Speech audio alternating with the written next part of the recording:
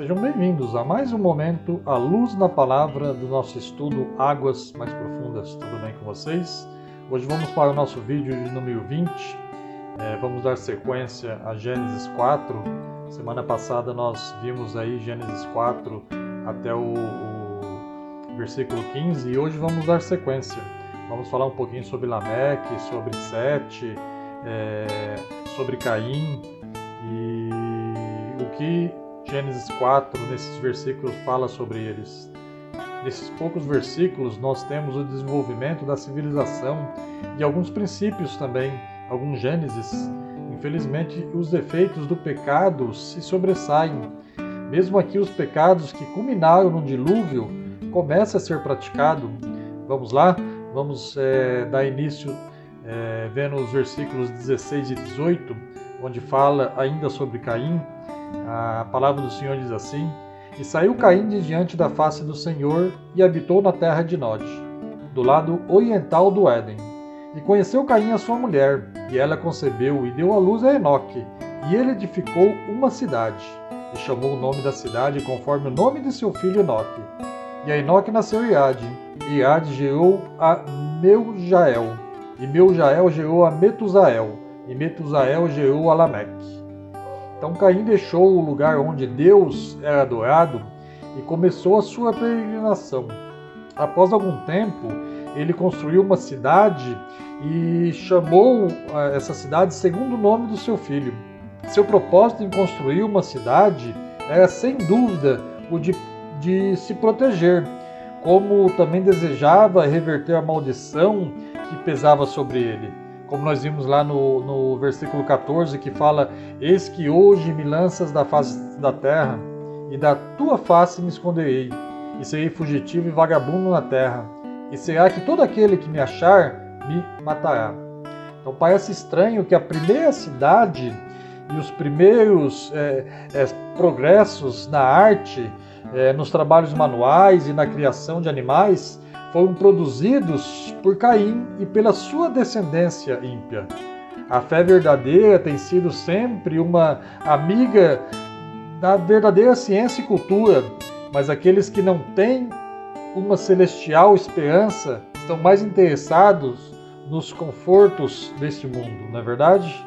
Geralmente aqueles que buscam o progresso atual nunca pensam na eternidade. Este mundo é o único interesse dessas pessoas. Dando sequência, dos versículos 19 a 24, nós vamos falar um pouquinho sobre Lameque. A palavra do Senhor diz assim, Gênesis 4, 19 a 24. E tomou Lameque para si duas mulheres. O nome de uma é Ada e o nome da outra Zilá. E Ada deu à luz a Jabal, este foi o pai dos que habitam em tendas e tem gado. E o nome do seu irmão era Jubal. Este foi o pai de todos os que tocam harpa e órgão. E Zilá também deu à luz a Tubal-Caim, mestre de toda a obra de cobre e ferro, e a irmã de Tubal-Caim foi Noema. E disse Lameque às suas mulheres, Ada e Zilá: Ouve a minha voz, vós mulheres de Lameque. Escutai as minhas palavras, porque eu matei um homem por me ferir, e um jovem por me pisar. Porque 7 vezes Caim será castigado, mas Lameque 70 vezes 7. Amém? À medida em que percorremos a lista dos descendentes de Caim, nós encontramos Lameque. Ele e os seus filhos foram muito influentes na história da humanidade. Infelizmente, como Caim, a sua influência não foi para o bem. Essa família fez grandes progressos, mas nenhum deles foi de âmbito espiritual. Aqui vemos o primeiro polígamo, no versículo 19, que acabamos de ler, que fala que Lameque tomou para si duas mulheres. Então aqui nasceu a poligamia, um homem e duas mulheres. A intenção de Deus, como vimos lá em Gênesis, na criação, é a união de um homem e uma mulher, até que a morte os separasse. A 6ª geração de Adão viu esta ordem ser pervertida por Lameque. Então, que choque isso causou naqueles que andavam retamente. Os nomes hebraicos das esposas são interessantes se formos estudar e trazer para essa poligamia. Vamos lá?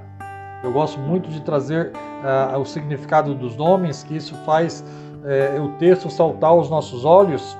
Ada significa enfeite, e Zilá pode ser traduzido como sombra.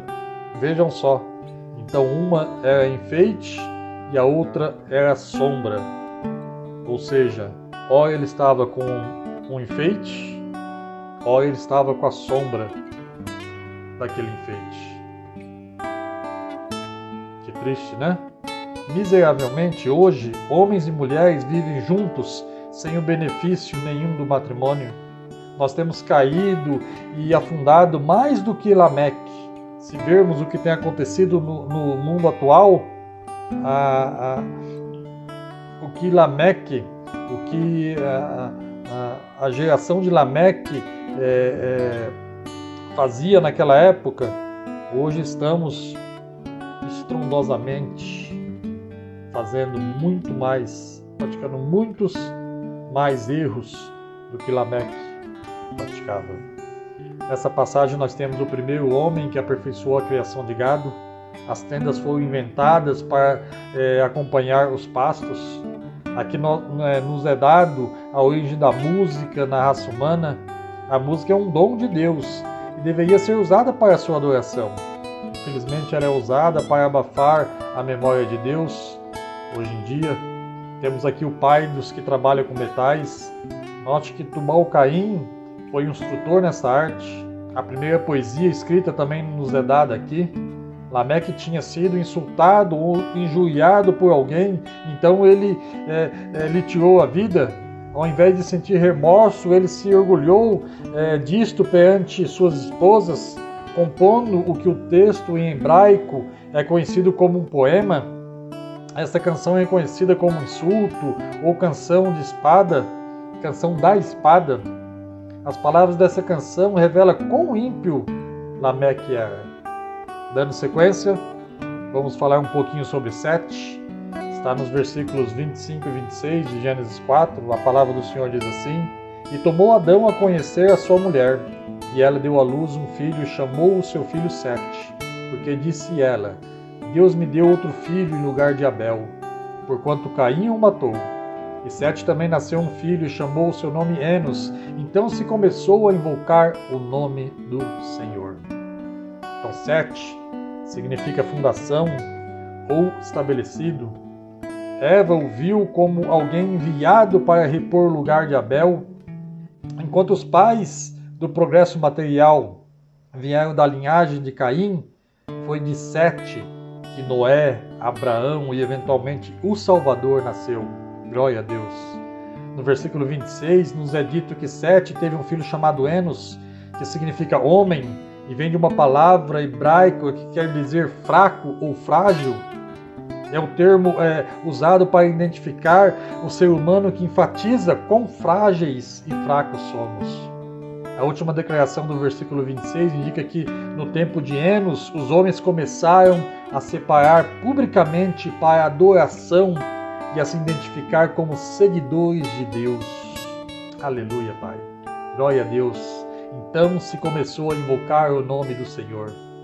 Como a maioria abandonou a Deus, os fiéis começaram a se destacar.